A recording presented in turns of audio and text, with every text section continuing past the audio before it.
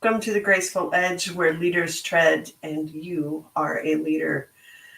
Are you or have you become the people you hang around with? That's kind of the question today. It's been kind of this topic of the week for me as I've been watching, reading, or listening to conversations or doing other things. It's been very interesting for me to kind of look back at, yes, I have at times become just like the people I hang out with. And sometimes that's a good thing, and sometimes it is not.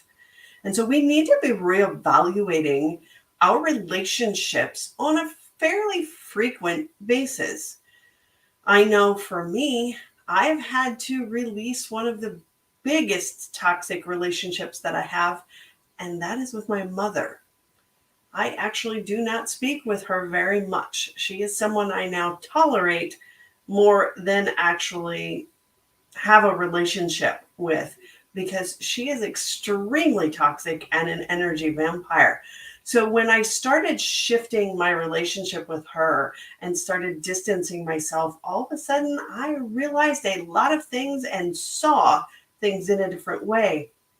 So by stepping away from that relationship, even though it's probably one of the hardest ones to step away from because it's my mother, the one person I wanted unconditional love from, and I was not getting it.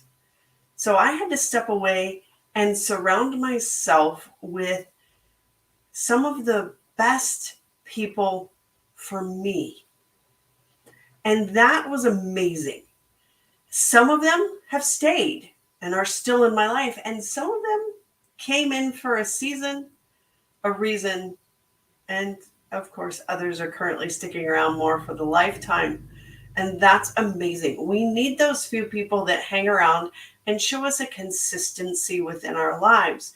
Now, my biggest consistency, of course, has been my husband of 20 years. It doesn't feel like it's been 20 years, and other times it feels like it's been 50 just because of some of the stuff that we've been through. Yet, because of some of the stuff we went through, we've become some of the tightest and yet loving kind of relationship.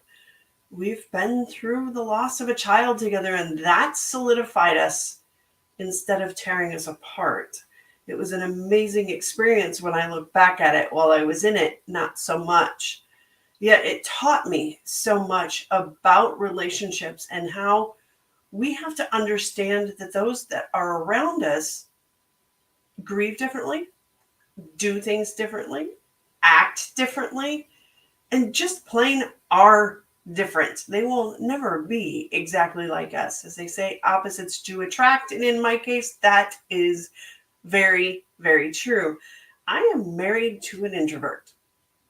He's a computer geek. He would rather hang out on his computer all day long, from work to play to everything. That's just who he is.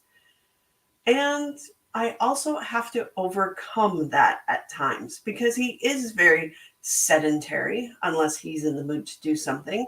And my daughter inherited that as well. So I have to overcome both of them being slugs. To put it bluntly, they're slugs. They're sloths. They don't do much. So for me, well, you can see what you can see. Yeah, I'm a little overweight because I have become more like them over time. Doesn't happen overnight. It's over time. And so now I have to overcome that. So how do I overcome that? Because they're in my immediate environment. I hang out with health coaches. To put it bluntly, in my international mastermind that meets on Mondays, we actually have 3 health coaches, an athlete who is also a coach in the business realm. We have a vet who's also been very, very healthy. I hang out with healthy people, and I have begun to pick up their habits, even some small ones, just as I've picked up that, hey, they're eating all healthy. I see it on their Facebook feed. I hear it on Mondays. I see it, hear it. Now I feel it. I'm actually like, okay, I get it now. I can say, I desire to be healthy and I'm willing to pay the cost to be healthy, even as I'm overcoming my family's sloth and general, I'm going to eat whatever I want to eat. I really don't care. And that's okay.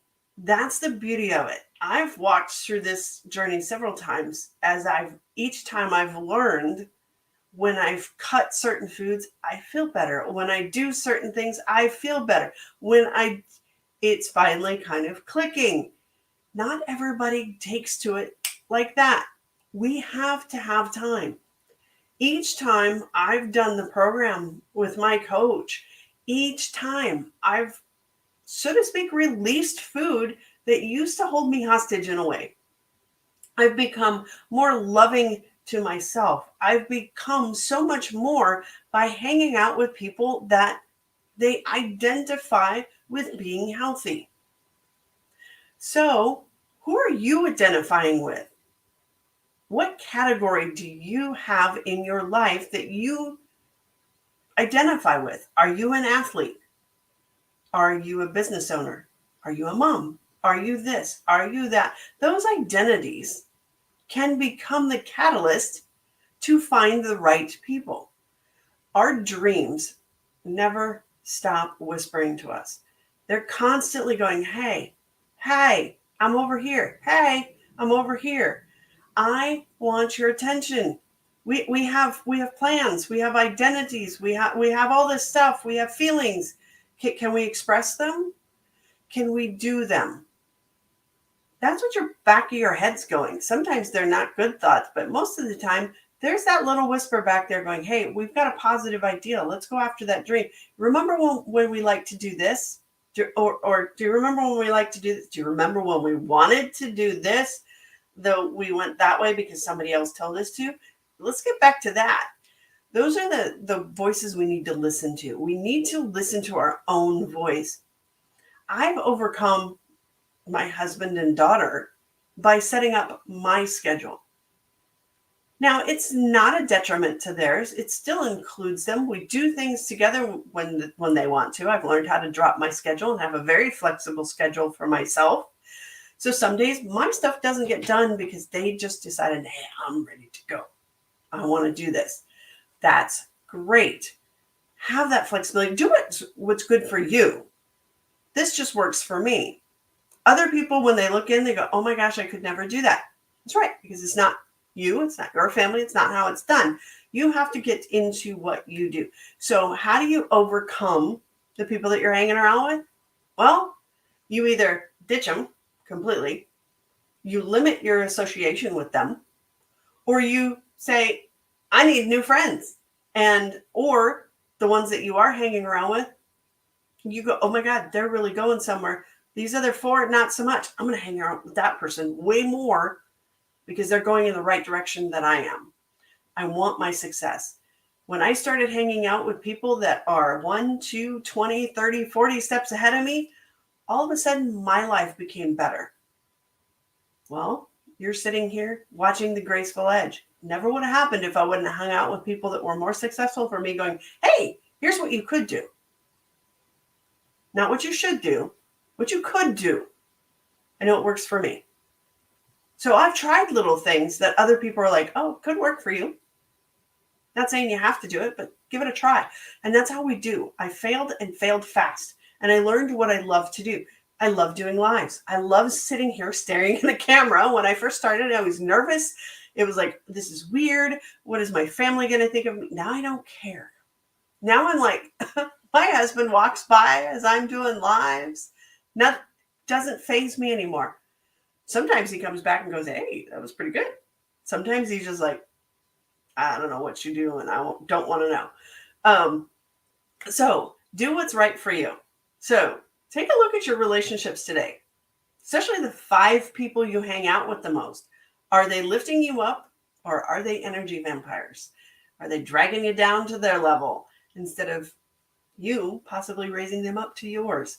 And there are going to be those few. you just can't do anything with. You just have to let them go. And that's okay, because their time isn't right now. Your time is. So take a moment, evaluate that kind of stuff. And if you want to elevate yourself and hang out with people who are moving and shaking and leading and rolling and going where they want to go, join the Graceful Edge Book Club and get some new ideas. Read a different book than what maybe you're reading right now, and figure out, where do I want to go? Because some of us just don't know yet. Some of us are just rolling along, but we know we're destined for greatness. And I know you are too. I'll see you next week.